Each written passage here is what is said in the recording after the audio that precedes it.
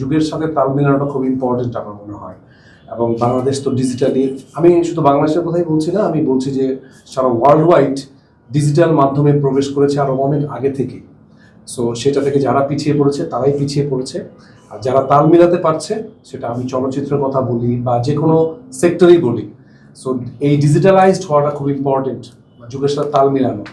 তো আমি ইস্পানি, আরিফ ভাই, শাফি ভাইদেরকে আমি অভিনন্দন জানাচ্ছি যে এত সুন্দর একটা যুগান্তকারী তারা একটা বিবাহ.com এবং মেট্রোমনি যে প্ল্যাটফর্মটা আজকে চালু করছে, এটা আমার ভীষণ ভালো লেগেছে। আমার মনে হয় যে অনেকেই এইটার উদ্যোগ নিতে চাইলেও তা কেউ আসলে এটা শুরু করেনি। তো ইস্পানি ভাই, আরিফ ভাইরা, শাফি ভাইরা শুরু করেছে। এটার বেশ কিছু পজিটিভ দিক কিন্তু আমি আলোচনা করেছিলাম যে এটার পজিটিভ দিকগুলো কি, হুইচ ইজ আমাকে খুব টাচ করেছে। যে এই প্ল্যাটফর্মটা কিন্তু শুধু বাংলাদেশ কেন্দ্রিক না, এই প্ল্যাটফর্মটা সারা পৃথিবী কেন্দ্রিক।